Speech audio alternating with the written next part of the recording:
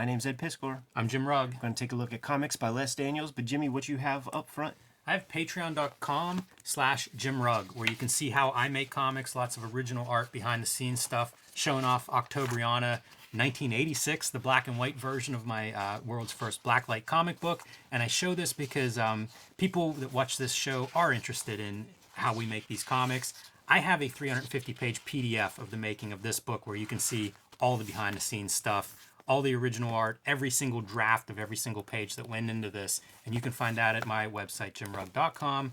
But patreon.com/JimRugg is the place to go to see how I make these comics and to see a lot of my original art. Red Room, starting to come out mid-May 2021. Here is the cover for issue 1. It's going to be triple size. All of the Jobber comics that are on the racks at that moment. 64 pages, complete stories every issue.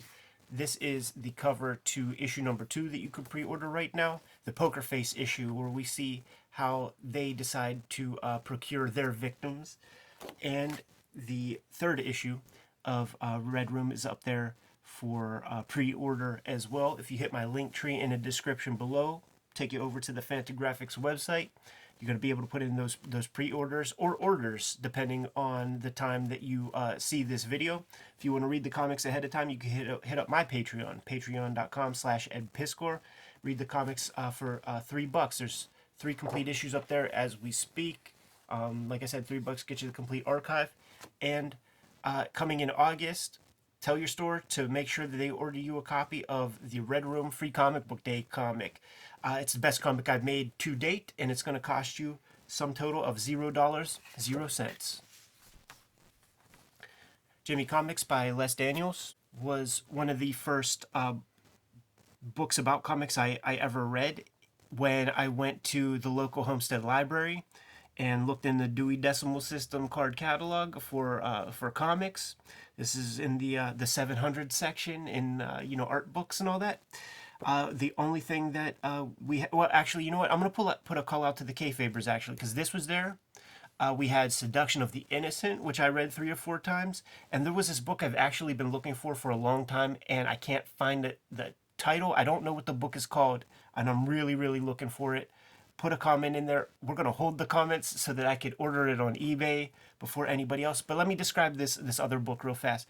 It had artwork from John Romita's sketchbooks.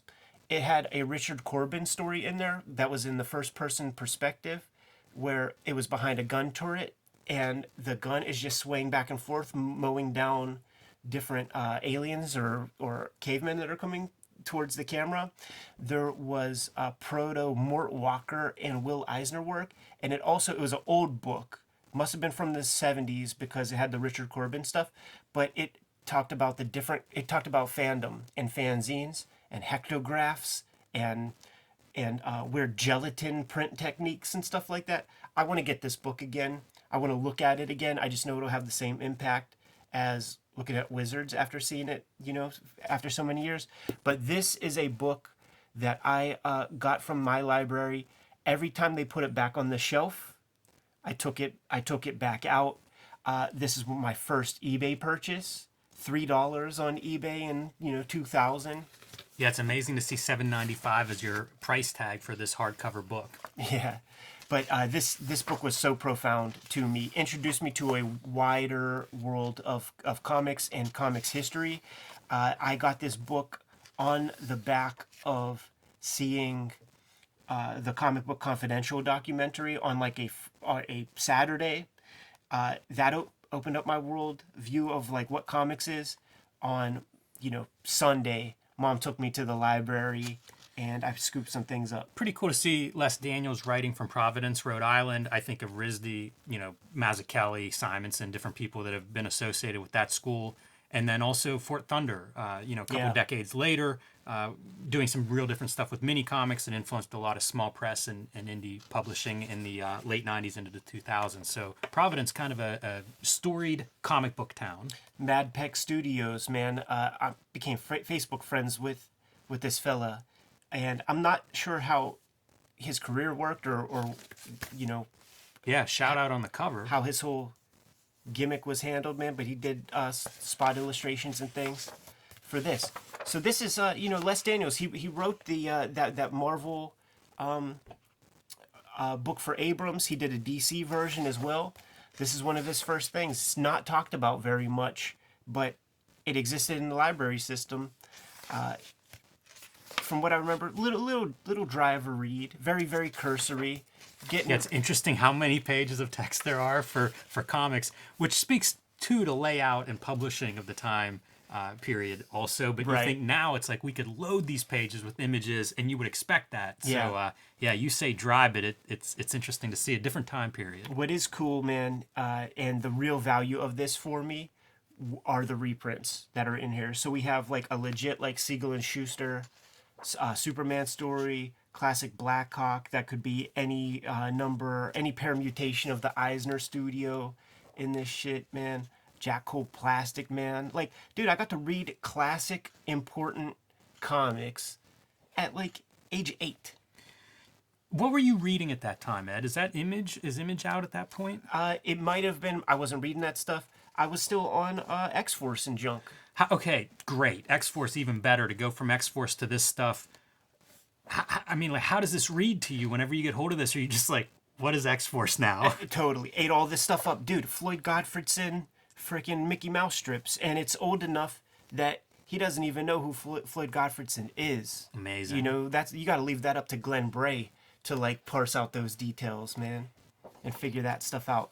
Then you get into the weird funny animal elements, man. The EC Revolution, I did have EC reprints thanks to the Russ Cochran stuff that somehow made it into the newsstands. So it was really cool.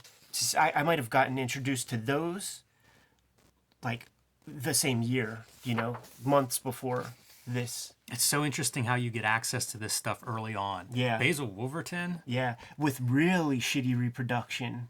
Well, how much are those shrunk down? So much, man. It still is fun. Like, that's still an amazing image. Right. It's so crazy. I mean, like how really, much gets all of lost. those are pretty wild. Yeah, I actually feel like I know somebody who looks like that. Yeah, this thing though of it's Kurtzman? just up to what you come in contact with those first several years. It was the same deal for me, and it's really, you're lucky whenever you get something like this that can widely expand what you know of comics. Totally, man. So easy. Also, like, these comics were so well done, so compelling that it was so easy to overlook the kind of like weird production values. No problem at all. Yeah, it's that's worth noting how far we have come in our reprint editions and what we expect now. Yeah, and you could take a look and see sort of what they're doing here. Like, we know these comics, right? So they got a hold of like a black and white photostat or something and are adding like weird screen tones over top to just try to give it something, when really what they should have done was just leave it the fuck alone. You don't need what are you doing? Yeah, I wonder if they did that with the like the Superman reprints. I was looking closely at those, and it's the same kind. It looks like the same kind of deal where they must add black and whites at least for some of that stuff, Yeah. and then would go in and add their engraving tones and things to it. It looks awful. Like, I think it probably looks better than if they tried to shoot. Well, they might have shot from color. I don't know what we're looking at there, but some of it's pretty clean. it gets into some hip areas, man. Like, this is the post. This is freaking Trump. Right. So we're following Harvey Kurtzman along with basically his whole career up to this point. And, Trump, Humbug. This is Humbug work. These are some of the guys who are doing work in Humbug. Look at that manic energy where Bill Elder is just on his grind, Yeah, 1958, I think, was the date on that. Jack Davis piece. There were so many of these magazines where they would have these like stock photos and pass what they called comedy and humor off in these word Yes. balloons, and it's just so quaint and whack, corny. Who was even the audience for some of that stuff? And it must have existed. Now this is like important stuff for me because we're seeing like Jay Lynch, like on the strength of these comics, there will be some of his undergrounds reprinted in the back. I of course started corresponding with that guy in the early 2000s, and like Jay Lynch and Harvey Peak are the first people that got in touch to do some work with me, man. But Jay Lynch. This is Skip Williamson who did Snappy Sammy Snoot. and he's another dude from the Chicago underground comic scene. Goes on to become the art director at Playboy magazine for a little bit. Robert Crumb. These are the sketchbooks where they sent him to like Bulgaria or something, and they sent him up to Harlem with his sketchbook. Go draw for a weekend, come back, and like we'll do a little feature in our in Help magazine. But this is Harvey Kurtzman, who is their god because of the strength of like the Mad paperbacks and the reprints they were getting. But this is the first gen underground cartoonists were a part of that, man. Also, people like Gloria Steinem was a part of Help magazine, and Terry Gilliam. So Kurtzman brought some heavy hitters, man, into the fold with that production. Comics history is so narrow for this long piece of history that you have a guy like Kurtzman who's the main conduit for growth and pushing against the boundaries. Here's a Terry Gilliam piece. Yeah, wow. Gilbert Shelton was a part of Help magazine, so like the first Wonder Warthog is starting to appear there. Incredible publication. I always liked Gilbert Shelton so much. Whenever I started getting into underground comics, was always impressed with his drawing. Starting to talk about Blazing Combat and the Warren books. So Yes. So that's Archie Goodwin. Names like Billy Graham and Tom Sutton are starting to be introduced. They're talking about Reid Crandall, some of the EC guys who were brought over to, like there's no place for you once EC's done. Get to do a little bit of Mad work, but where does Reid Crandall fit into Mad magazine, This is one of my favorite stories, dude. This is an Al Williamson strip from Creepy or Eerie, and written by Archie Goodwin. And what the conceit is the art. This is the artist. This is the comic strip artist, right? And this is Al Williamson doing his best Alex Raymond, Secret Agent X9 kind of, or Rip Kirby kind of style. And he employs a staff of ghosts. And these are all his ghosts and stuff, but he's taking all the credit. And I guess he, something happens. They die somehow. And then, these are his jobbers coming back to seek revenge. Why couldn't you give me health insurance, man? It wouldn't have to be this way. How good does the Al Williamson and next up Reid Crandall look in this book? You think of some of the reproductions we've seen already that are a little rough, and then you see these and it's like they're doing something. They've got the magic pens. Yes. Yeah, like this shit just feels like it's from the 1800s. Feels totally appropriate for the subject matter of the story.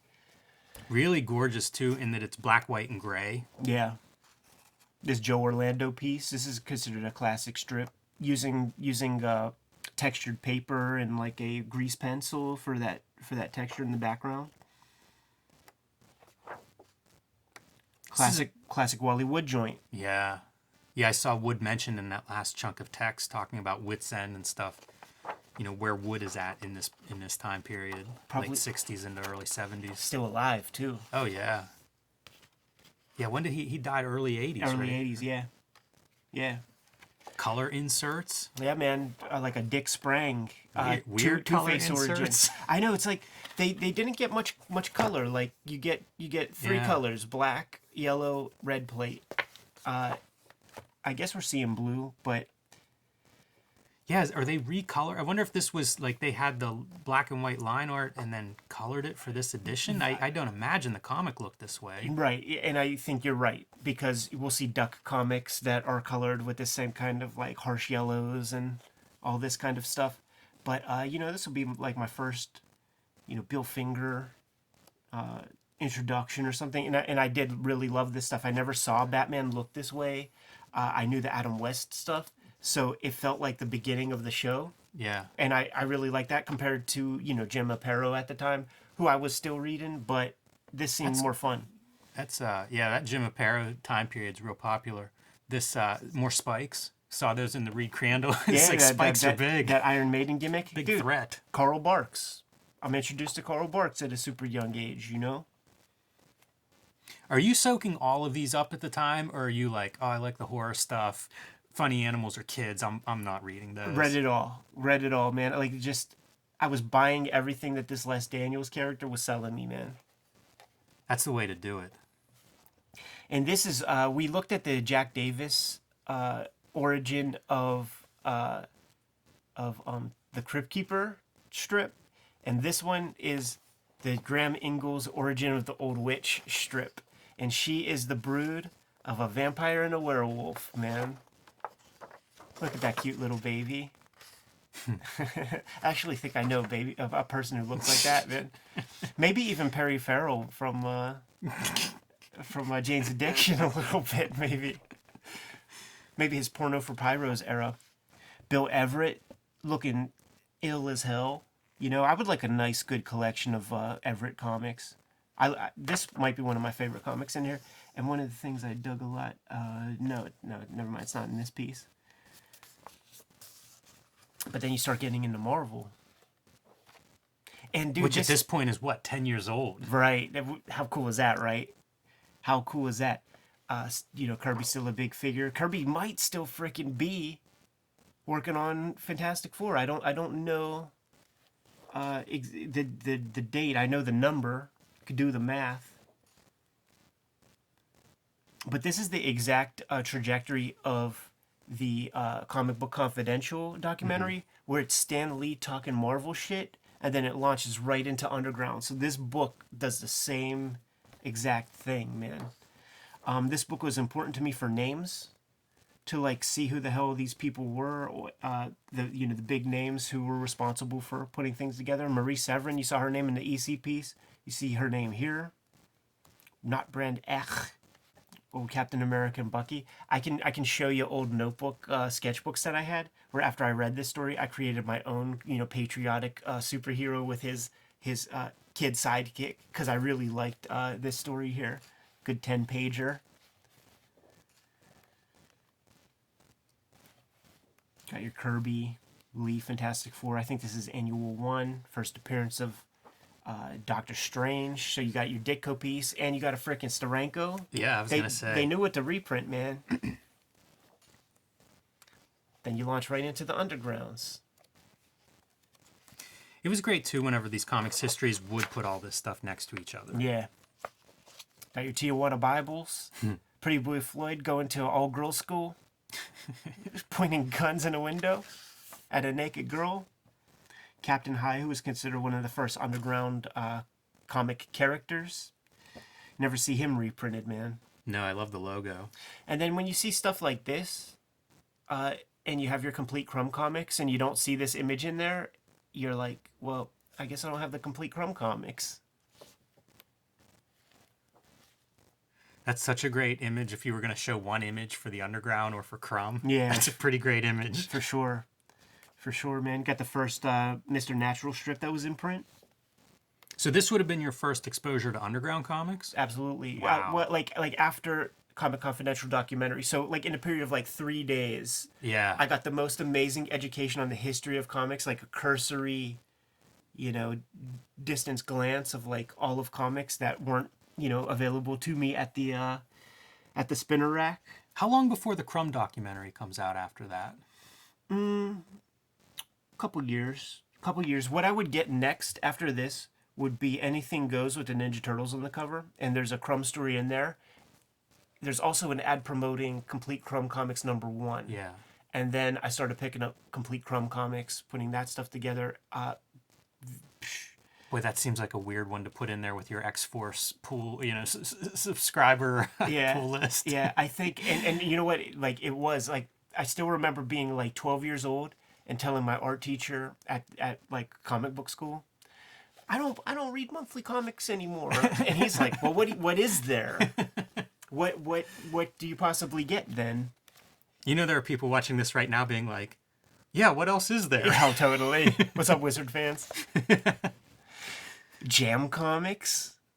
In fact, even at this time, I started to make, it's all coming to me. I made Tijuana Bibles. So like I knew about mini comics and stuff, called Zap Comics.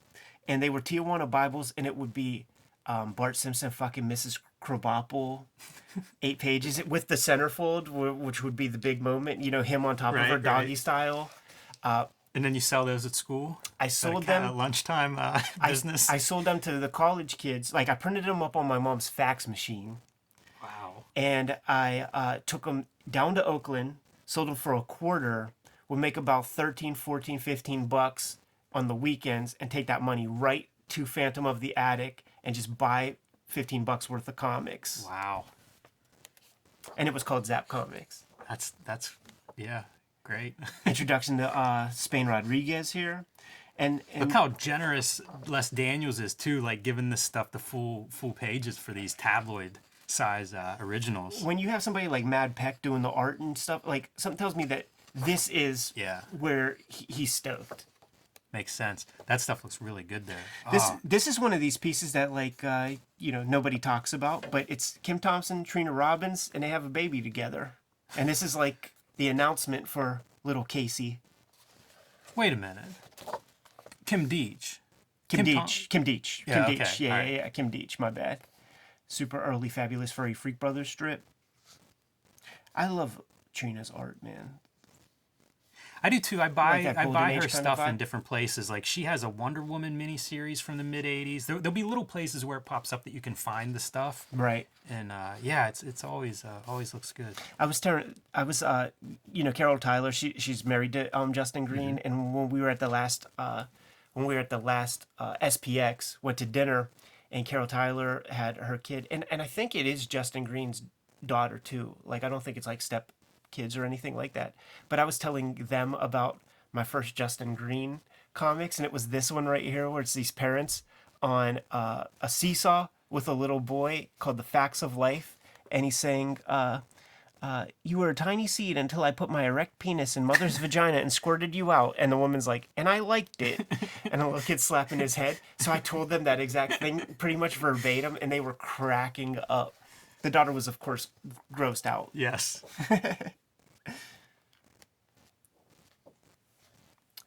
It's like, this is like Zap issue 0.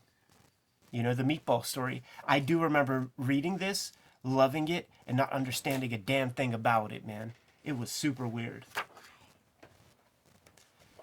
Kim Deitch stories. Fabulous Furry Freak Brothers 8-pager. This would be reprinted in issue 1. Fabulous Furry Freak Brothers. Love that one. I think this was the back cover of Fabulous Furry Freak Brothers 1. Now we're getting into my man Jay Lynch, Nard and Pat. One of those guys that I just sort of made note of, and when I started sending comics out into the universe, his name was on the list. He was one of the first addresses I was able to find from somebody online. What are these things called? I don't know, but I remember them. Yeah, for sure. And every couple of years they come back. Ridiculous. What a time period. Yeah. This is Skip Williamson. Skull. I know, right? Greg Irons, dude. So nuts. Yeah, you're right. They went in on this underground section. Yeah, yeah, for sure. Then you got your bibliography and stuff, man. This will tell you where else to go to scoop up your comics and whatnot, man. Anyhow, huge book to me, super important. One of my first eBay purchases, because if you would have seen the library cover, flip that over, man. That looked good. A little more Mad Peck gimmick. Reminds me of like the ads we would see in 1963. You know, I guess 2 decades later. Yeah, for sure. Absolutely, man. If you would have went to the Homestead Library, man, and you seen the little card catalog thing, Ed Piskor, Ed Piskor, Ed Piskor, Ed Piskor, Ed Piskor, Ed Piskor, Ed Piskor. I forget about those cards that you used to sign out. Every 3 weeks or whatever, boom, with the stamp, dude, with my name. That's good stuff. I actually went back, like, looking for that book, but that shit is well out of circulation.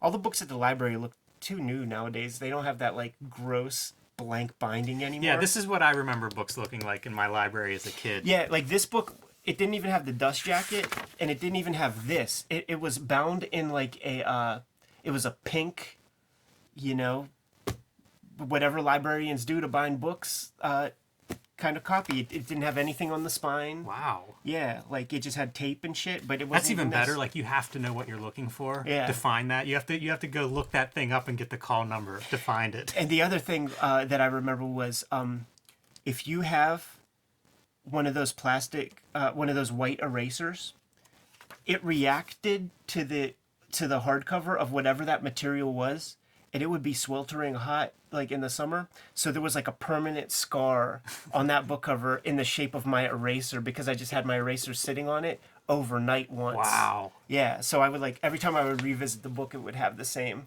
it would have the little scar from my eraser, and to me, secretly, it was like Eddie was here. What do you say, Good Jim? stuff, Ed. Had to dust this off, had to give it a glance, had to hit people to it, man, because super profound book to me, super profound book to a lot of people, man. I was listening to Brian Hibbs, Stephen Bissett conversation over at the Comics Experience YouTube channel, and Bissett said the same thing. We passed it up, but the Comics Code Authority is in here, laid out 3-4 pages, documenting exactly all the sticking points and stuff that were in the Comics Code, and he described that was how he knew what he could and could not put in, like the Swamp Thing comics, even some reference piece. Anyhow, Kayfabers, like, follow, subscribe to the YouTube channel, hit the bell, will notify you when new vids are available. Jimmy, what's out there, man? Join me on patreon.com/JimRugg, where you can see lots of my original art, lots of my process of how I make my comics, and hopefully soon, news about my next upcoming comic. But until then, patreon.com/JimRugg. You ain't gonna give the people just a little hint, Jimmy? Nothing. Red Room Issue 1, a comic that certainly would not abide by the Comics Code Authority, is going to be hitting the stands May 2021. We're in May 2021, Jimmy. It's coming out mid-May 2021. It's going to be coming out on a monthly basis. Every single issue completely self-contained. So when you plop down your money, you're going to get a full story. Not like those jobber comics where the writer invents one idea that they're super happy with and they stretch it across 6 months worth of comic books. Nah, man, you scoop up an issue, you're going to get a complete experience. You could order or pre-order these comics depending on when you're watching this video. I have my link tree in the description below this video. But if you want to read the comics ahead of time without grabbing that physical copy, $3 will get you the archive at my Patreon, patreon.com/EdPiskor. Have 3 issues up there right now. That's over 100 pages of comics, and I put new strips up there every Tuesday. You can subscribe to the Cartoonist Kayfabe e-newsletter at the links below this video to keep up with everything we have going on and coming out this year. You can also find Cartoonist Kayfabe t-shirts and merchandise at the links below this video. Jimmy, give the crew one less set of marching orders, man. We're going to be on our way. Read more comics.